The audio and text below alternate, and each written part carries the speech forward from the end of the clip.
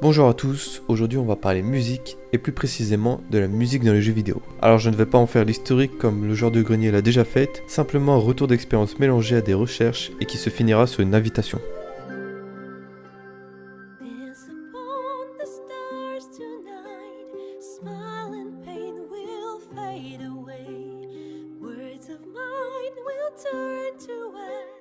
C'est en grandissant que j'ai appris à apprécier la musique des jeux vidéo, non pas que certaines musiques ne m'ont pas marqué étant petit, mais étant petit, je ne m'en rendais pas du tout compte. Et je pense surtout à la musique stressante du menu zombie de BO2,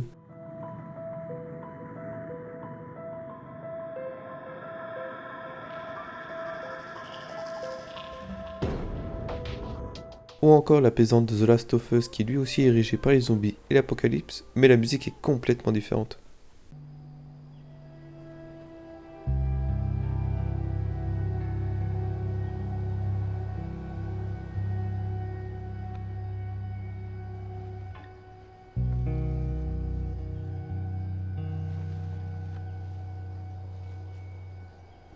Je pense que le jeu qui m'a fait ouvrir les yeux sur l'une des pièces essentielles qui composent le jeu vidéo est Death Stranding, et plus précisément à ce moment précis du gameplay.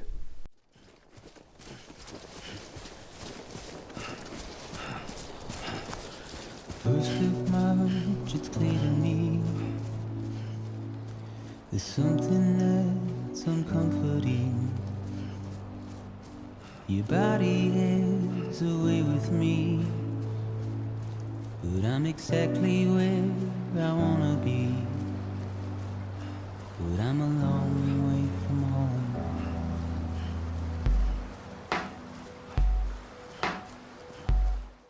Je ne me suis jamais autant senti immergé et j'ai pour une fois apprécié la vue que m'offrait un jeu vidéo. J'ai appris à jouer sans me presser. Dans ce même thème de gameplay lent qu'il faut prendre le temps d'apprécier, Red Dead Redemption 2. Si certains le qualifient de trop lent, c'est simplement qu'ils ont trouvé l'une des forces de ce jeu et en même temps l'une de leurs faiblesses, leur besoin de distraction permanente.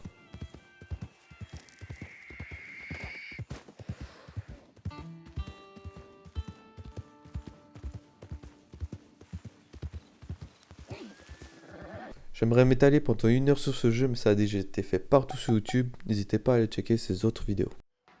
I know your voice, I know your face. This is something I cannot replace. Give me hope. Minecraft est un très bon exemple pour ça.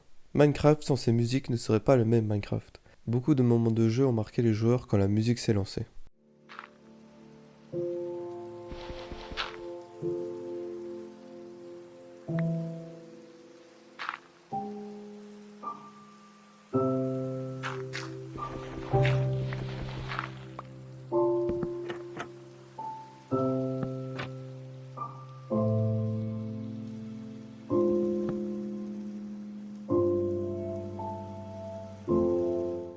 Ces musiques sont jouées aléatoirement dans le jeu en fonction du moment de la journée, ou encore si le joueur est sous l'eau. Des pistes sous-marines aléatoires seront lues. Le son peut être aussi joué à la suite d'un événement, par exemple au début du combat contre l'Ender Dragon ou encore le générique de fin. Il y a beaucoup d'autres conditions comme ça, mais tout ça pour dire que la musique dans les jeux vidéo s'adapte aux joueurs, contrairement aux films où tout est millimétré.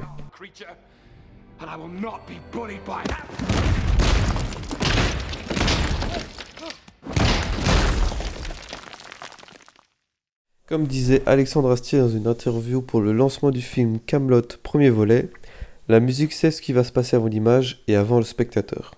Les joueurs les plus aguerris savent que quelque chose est sur le point de se passer quand une musique se lance au passage d'une porte, et le type de musique nous dit si on va passer un bon moment ou non. Le meilleur exemple du moment est Elden Ring. À chaque fois que tu rencontres un boss, il y a une musique épique qui s'enclenche, tandis que toi, de ton côté, tu ne l'as peut-être même pas encore vu. Ton stress monte en même temps que la musique, ce qui te fait comprendre qu'il se passe quelque chose autour de toi. Et dès que tu termines le boss ou que tu fuis le champ de bataille, la musique s'estompe. Deuxième meilleur exemple, Doom.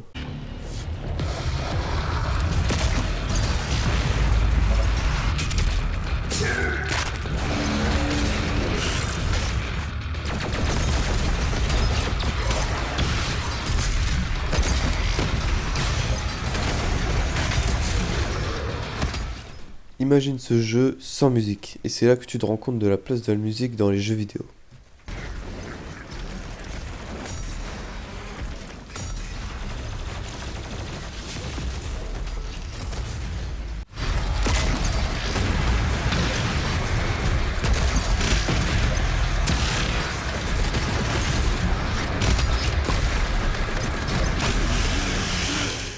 L'utilisation de leitmotiv est l'une des principales méthodes utilisées pour guider le joueur dans un jeu vidéo. Un leitmotiv est une mélodie ou un motif musical associé à un personnage, un lieu ou un événement particulier du jeu. En utilisant des leitmotivs, les compositeurs aident les joueurs à se souvenir des différents éléments de l'histoire et renforcer leur lien émotionnel avec ces éléments. Dans Fortnite par exemple, le son à l'ouverture d'un coffre est différent en fonction de la rareté des items qui en sortent. Tu sais donc inconsciemment si ce que tu as trouvé est rare ou non. Je vais jouer quelques sons et je suis sûr que vous allez en reconnaître au moins un.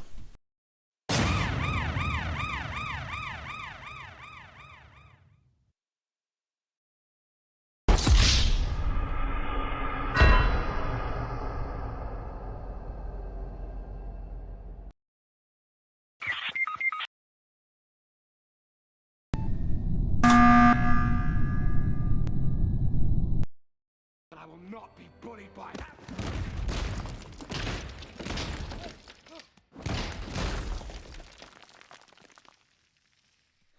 Pour finir, j'aimerais vous rappeler à prendre votre temps quand vous jouez, explorez et intéressez-vous au monde dans lequel vous êtes. Ne faites pas forcément tout de suite la quête principale au risque de perdre certaines quêtes secondaires qui pourraient vous surprendre. Enfin bref, merci de m'avoir écouté et à bientôt j'espère.